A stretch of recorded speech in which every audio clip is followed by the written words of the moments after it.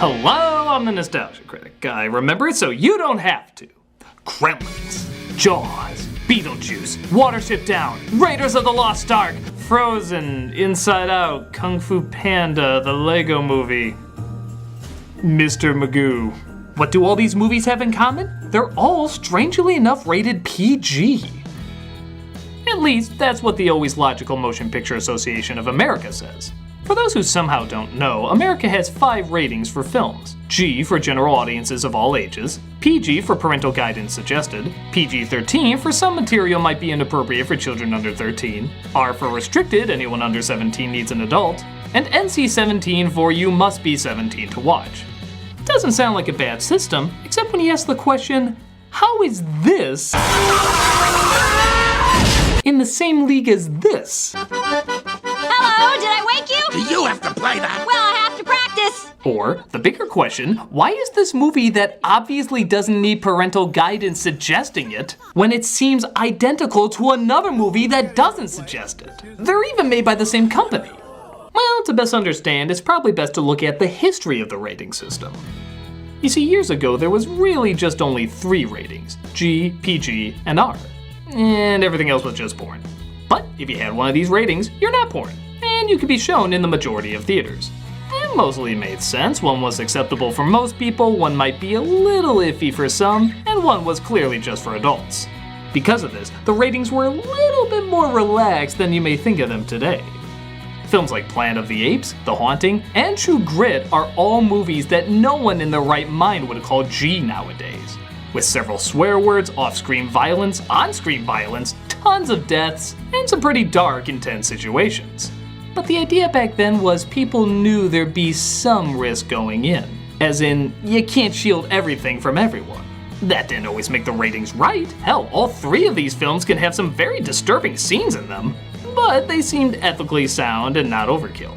Everybody of every age wants entertainment after all, and they knew there had to be some intense moments to keep you engaged. That's just kind of the gamble you take when you see a film, even if it is rated G. But as movies went on, the envelope was pushed more and more, and some movies weren't really extreme enough for an R, but PG didn't seem to cover it either. When Indiana Jones and the Temple of Doom came out, they didn't know where to place it. It was certainly more than a PG, but not too much more than Raiders of the Lost Ark, which was also pushing the PG rating. Thus, the PG-13 was born, a compromise that seemed to fit in between the two. The upside is the loopholes for this rating allowed in many respects much more violence for our blood-hungry 13-year-old minds to take in, resulting in, funny enough, even more violence than a lot of R-rated films. The downside is, for years, this is all people wanted to make. You see, because of this rating, there was suddenly more of a distinction between G and PG. G was now seen as not really general audiences anymore, but kids. And eventually when you saw that rating, you would think, oh, a kids-only movie. PG suddenly could buckle down a little bit more, and let things that could fly in, say, Planet of the Apes, The Haunting, and so forth, suddenly not fly now.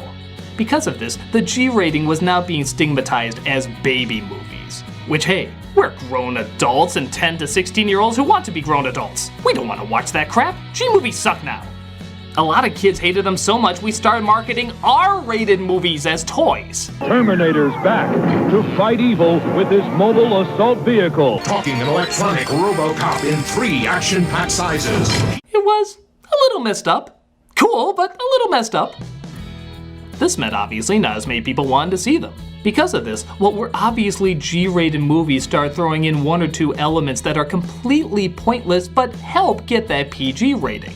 They do this to show, hey, there's something in this movie you're not supposed to see, and that makes it a little risque, right?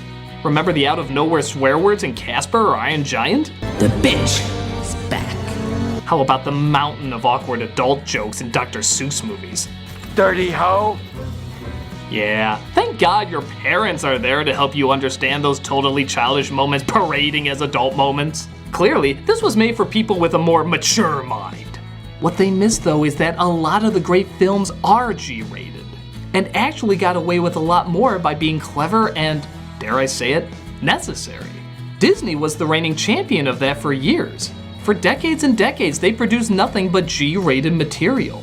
By turning their limitations into their advantage, they gave us some of the most messed up stuff.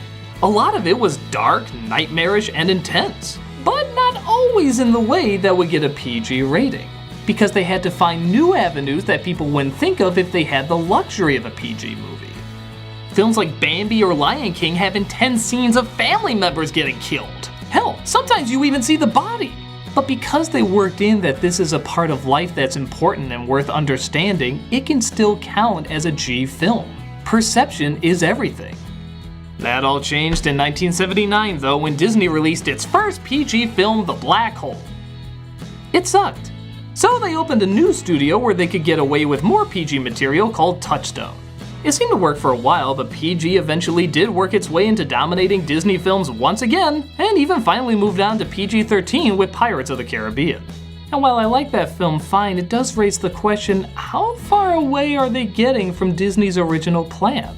Entertainment that anyone could and should be allowed to see. Is there an R-rated film in the future? More importantly, is it even needed? I remember much more great and disturbing imagery from Hunchback of Notre Dame or Snow White than anything in Lone Ranger or the other pirate films. So what's even the point of trying to get the higher rating?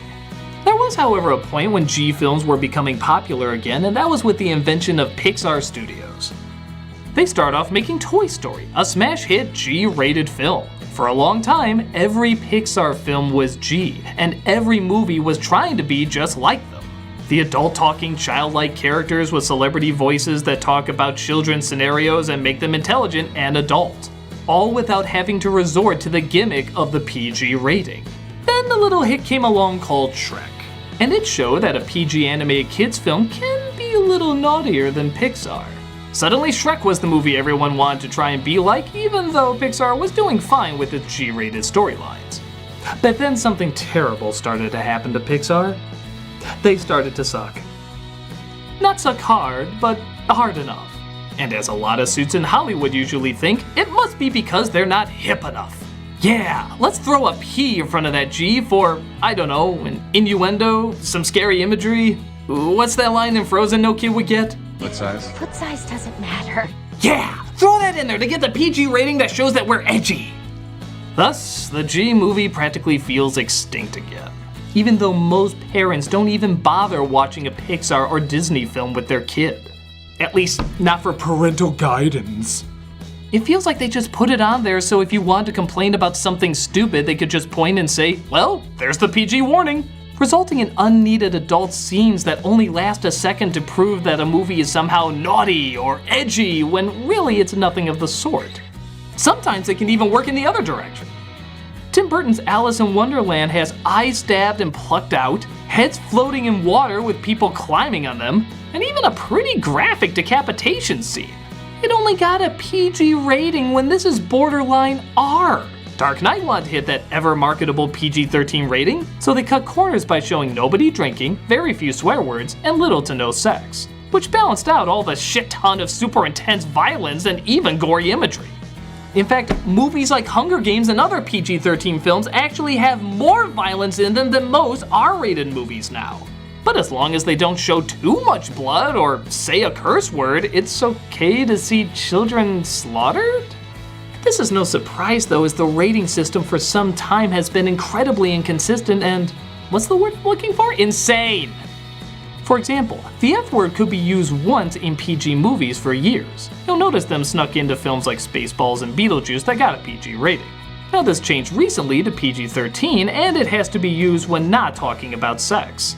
So when Wolverine drops the F-bomb in 2 X-Men movies putting complete and total attention on it, but if he said it one more time or used it talking about sex, only the 17-year-old mind can understand that. South Park made a great mockery of a similar rule, declaring that if over 400 swear words are used in your film, it'll get an NC-17 rating, which most theaters won't play. How many did they use? 399. Insert slow clap here. Thank God they didn't use that one more swear, or else that would have been too much. Oh, by the way, it's totally okay that you show a gigantic clitoris and make that part of the story, but if they said one more swear word, that would have been too far. Actually, a lot of things involving sex in the rating system don't make any sense. Now, don't get me wrong, I think sex should be taught at the right time and very delicately. But by age 13, I think most kids have an understanding of what it is as well as the responsibilities that come with it. I'm not saying they practice those responsibilities, but they know what they are. Yet the number of times you show people humping can make the difference between an R and an NC-17. Things like 3 humps will get it an R, but 4 would get an NC-17. Why? Nudity is something that has to be blocked out a lot, even though you can say the F word once and show children getting slaughtered and faces getting burned up. Oh, but God help you if there's a nipple in there! Something everybody has. On top of that, the way the ratings are done are bizarre too. If you check out the movie appropriately titled This Film Is Not Yet Rated, they go into the details about how you can't see the people who are rating it, nor know their identity, nor reference past films that got a different rating even if your film does the exact same thing. All of that is bonkers. Bottom line, the rating system has been and continues to be incredibly outdated, and even kind of meaningless. In this age of the internet where any information can be found at any time, children, teens, and adults are learning more and faster than they ever have in the past. The rating system needs to reflect that. Now don't get me wrong, I know it's all subjective. One kid can watch the G-rated Snow White and be fine, another can watch it and get nightmares. It's never going to be a perfect system, nor should it be. It's art, it should be subjective. But the rating should reflect our current environment and be more consistent. Why is Drag Me to Hell an over-the-top gore fest PG-13 but Love is Strange where a gay couple kiss rated R? Yeah, there's nothing else in this movie except a gay couple kissing and sleeping in bed, totally clothed. That was deemed more inappropriate than this. It makes no sense in our current environment. I guess it's easy to say things have either gotten too inconsiderate or things have gotten too PC, but the fact is, they're both right. None of it makes any sense from any angle. It's a different world now, and the rating system is changing, but not in a way that reflects it. I know these aren't law and a lot of younger people can still sneak into R-rated films and such, and I also know there will always be loopholes and everything, but if the idea is to help guide people to what will culturally be accepted to the mass public, this current system doesn't really do that. This should be G, this should be R, and both should be glad that they're a G and an R. The secret to cinematic success isn't the rating, it's making a good film. Toy Story was a hit despite it being a G-rated kids film. Deadpool was a hit despite it being an R-rated superhero flick. How did they do that? What was the secret? They were good! Changes need to happen on both sides. We need a system that makes more sense, and we need studios that can stand by their movies, not their ratings. Because if someone is honestly gonna tell me a parent should be present when watching Mr. Magoo, I think everybody's trust needs to be brought into focus. Because that should obviously be an NC-17. That shouldn't be shown anywhere. I'm the Nostalgia Critic. I remember it so you don't have to.